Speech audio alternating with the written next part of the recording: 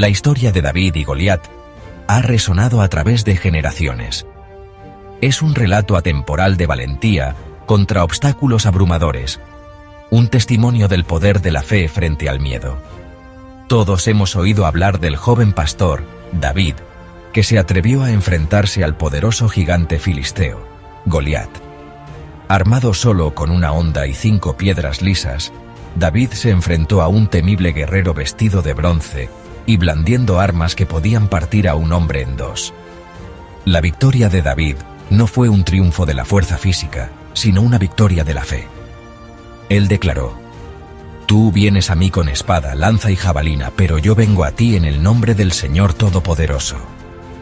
Con una sola piedra lanzada desde su honda, David derribó al gigante, demostrando que incluso el enemigo más formidable no es rival para el poder de Dios.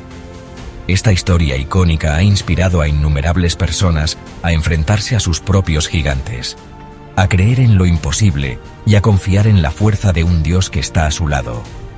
Pero, ¿qué sucede cuando una sombra de duda se cierne sobre esta querida narrativa?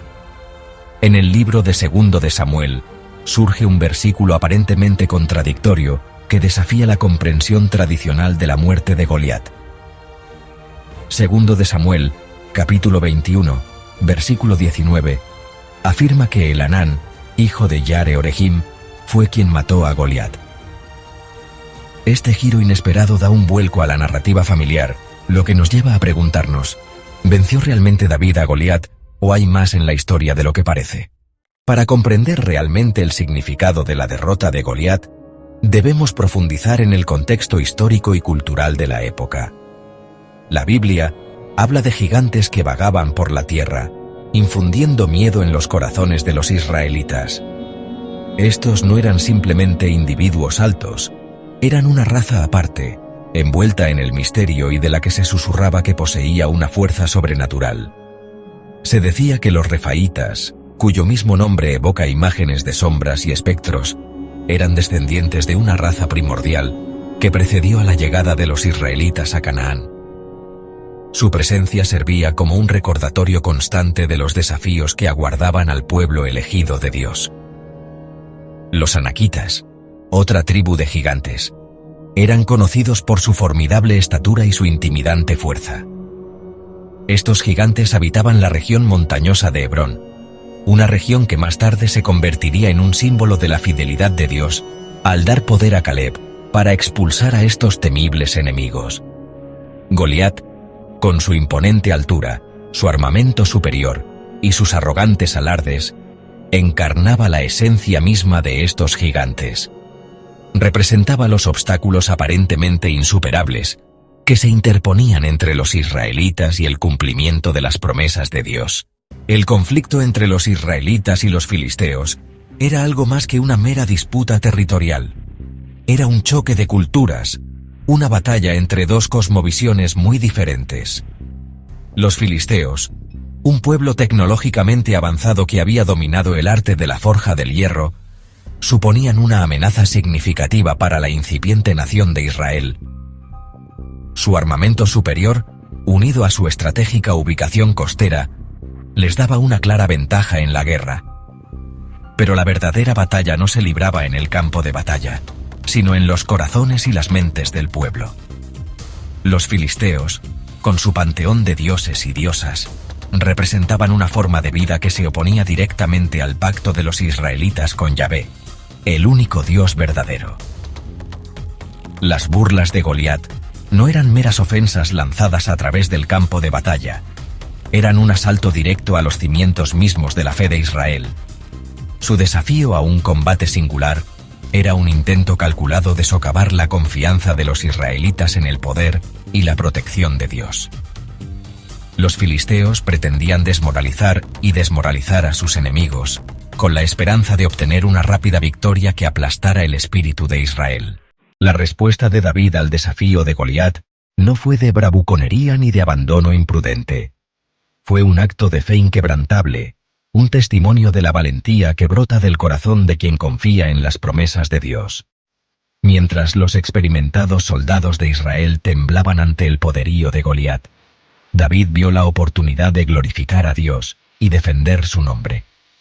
Se negó a dejarse intimidar por el tamaño del gigante o el brillo de su armadura. David sabía que la victoria pertenecía al Señor, y dio un paso adelante con valentía para enfrentarse al enemigo, sin nada más que la seguridad de la presencia de Dios. Incluso la elección de armas de David tenía un profundo significado simbólico.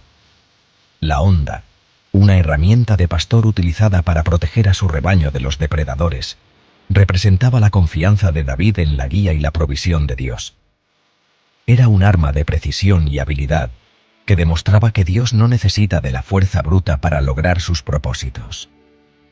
Las 5 piedras lisas, cuidadosamente seleccionadas del arroyo, simbolizaban la firmeza de la fe de David.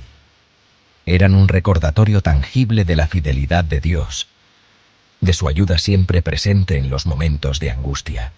Cada piedra representaba una faceta del carácter de Dios, su poder, su amor, su justicia, su misericordia y su soberanía.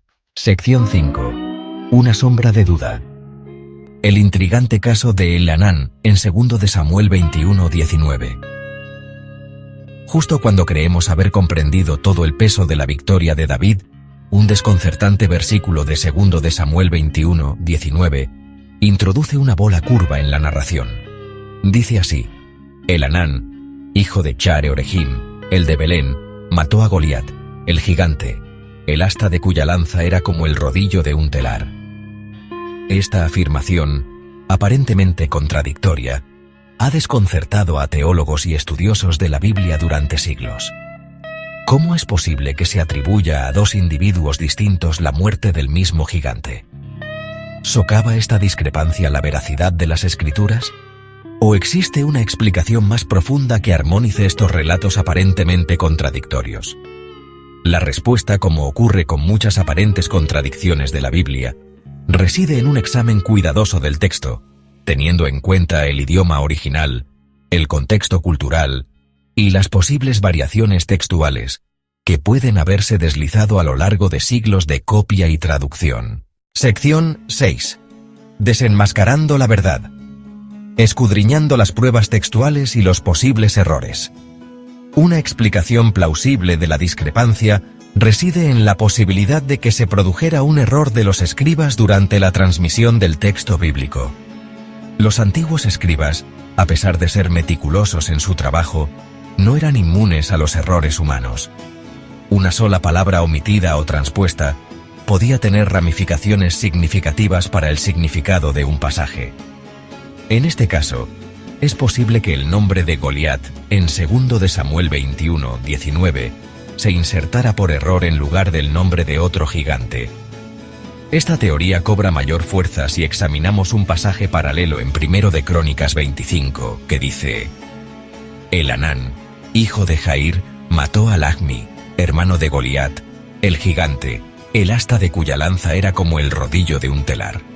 Obsérvese la sorprendente similitud en la descripción de la lanza del gigante, lo que sugiere que Elhanán pudo haber matado a un gigante de notable estatura, pero no se trataba del propio Goliat.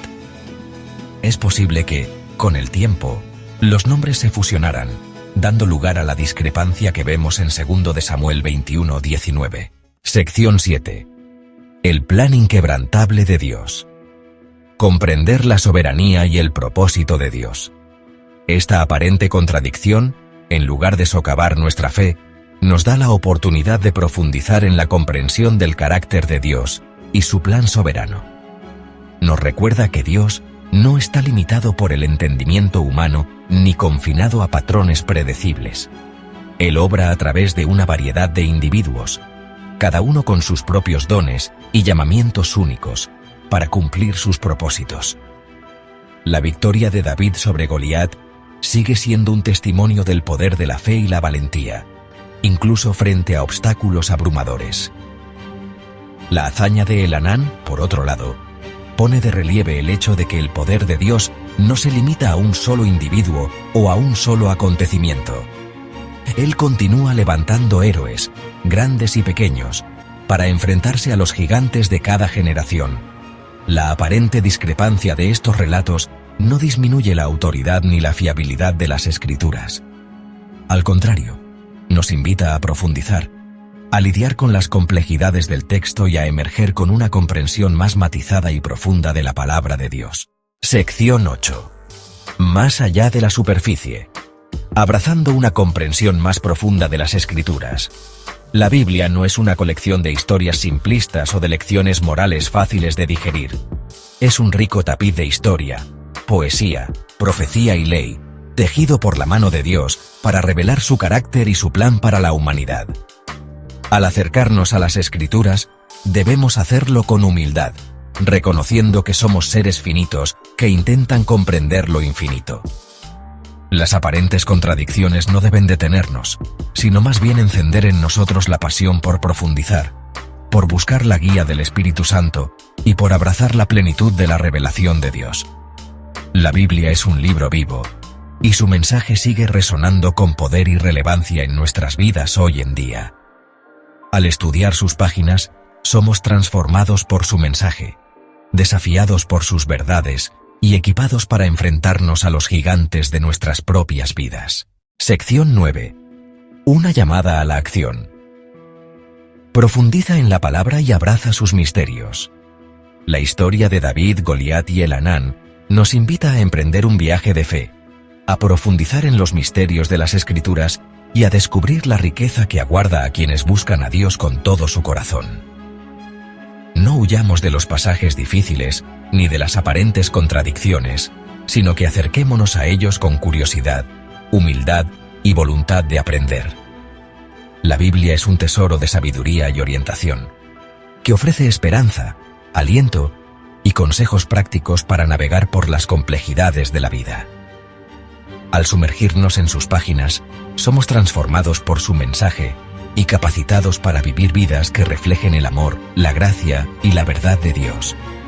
Así pues, acerquémonos a la palabra de Dios con reverencia y asombro, deseosos de descubrir los tesoros que se esconden en sus páginas.